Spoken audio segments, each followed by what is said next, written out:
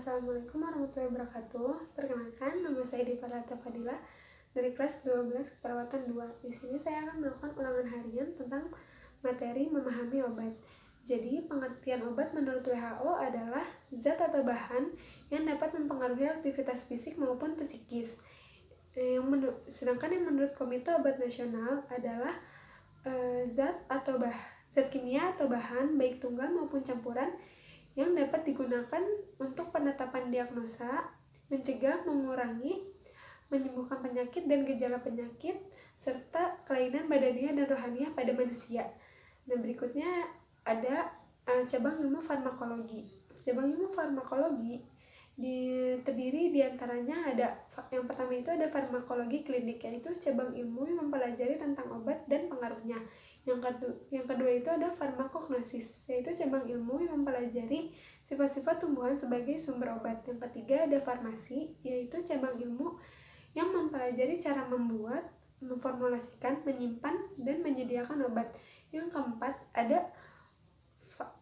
ada farmakologi eksperimental, yaitu cabang ilmu yang mempelajari pengaruh efek obat terhadap manusia.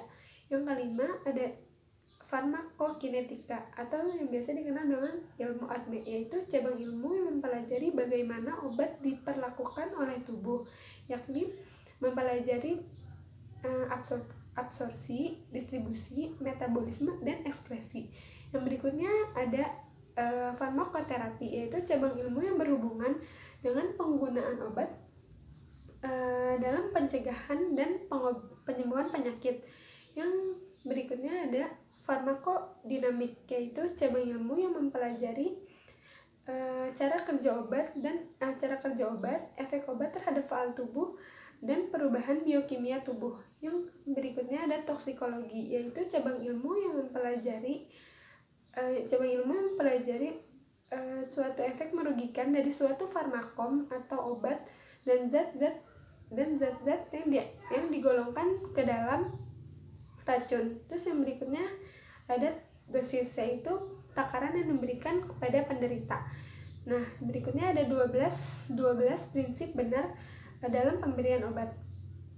Yang diantaranya ada benar obat, benar pasien, benar dosis, benar cara pemberian, benar waktu, benar dokumentasi, benar pengkajian, hak lain untuk menolak, benar evaluasi, benar reaksi terhadap makanan, benar reaksi dengan obat, dan benar pendidikan kesehatan perihal medikasi klien.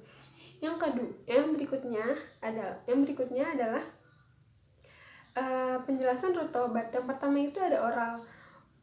Ini paling sering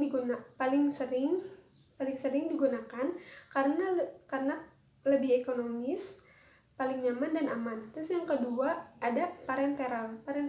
Parenteral ini berasal dari bahasa Yunani, paren yang artinya di luar, di samping, dan enteron yang berarti usus. Jadi artinya itu adalah di luar usus atau tidak melalui saluran cerna, namun melainkan melalui vena, yaitu seperti perset dan infus. Terus yang ketiga itu ada topikal.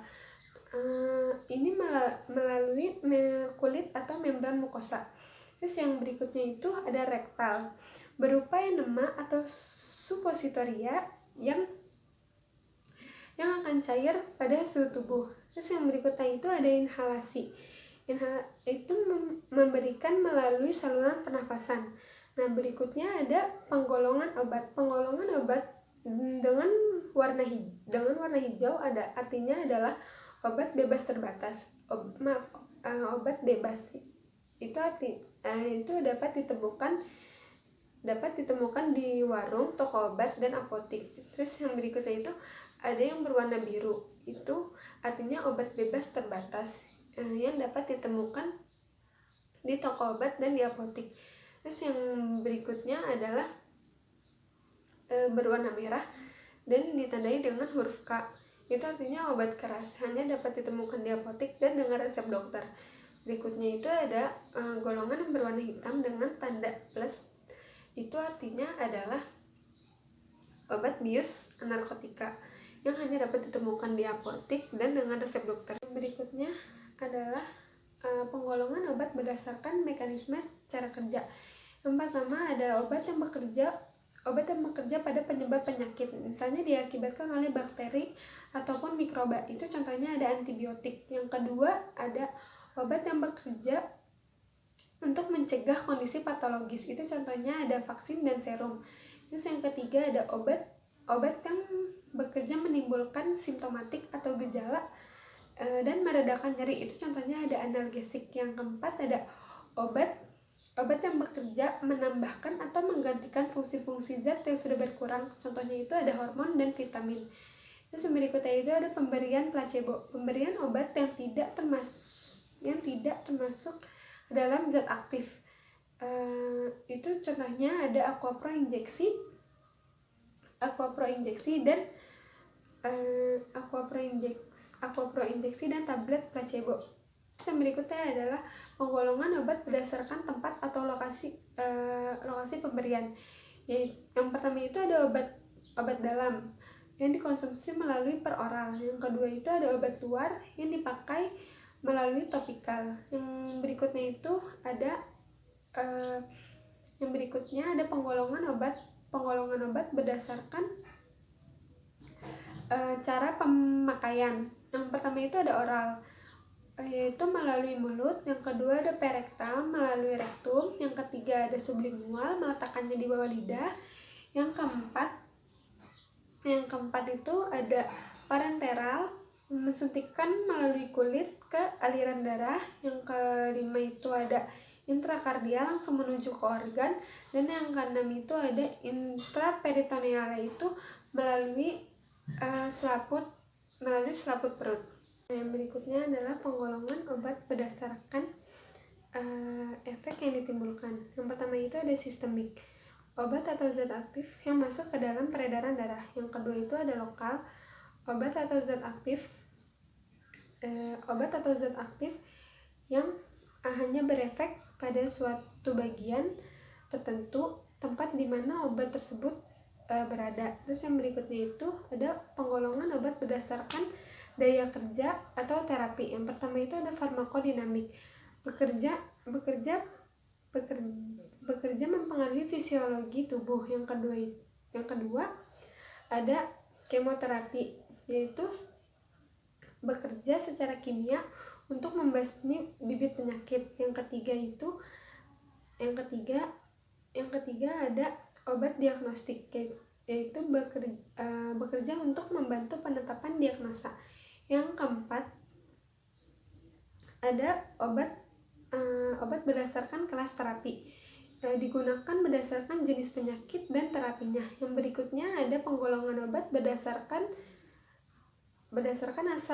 asal obat dan pembuatannya. Yang pertama itu ada alamiah, yang berasal dari alam, misalnya seperti berasal dari hewan dan tumbuhan. Yang kedua itu ada sintetik, yaitu dengan melakukan reaksi kimia. Yang berikutnya ada penggolongan obat berdasarkan sediaan. Yang pertama itu ada padat, contohnya itu seperti ekstrak, pil, tablet, supositoria, dan serbuk. Yang berikutnya itu ada cair. Yang cair itu contohnya seperti injeksi, liniment, lotion, larutan, suspensi, dan sirup. Yang berikutnya itu yang ketiga ada semi padat, contohnya itu seperti krim, pasta, salep, dan gel. Yang keempat itu ada gas, contohnya itu ada aerosol, oksigen, dan inhaler. Yang berikutnya ada penggolongan obat berdasarkan penamaan. Yang pertama itu ada generik, yang digunakan dengan nama jual sesuai dengan zat yang dikandung di dalam obat tersebut. Yang kedua itu ada paten, yang dijual dengan nama dagang oleh pabrik yang membuat obat tersebut. Nah, sekian dari saya tentang memahami obat. Terima kasih. Wassalamualaikum warahmatullahi wabarakatuh.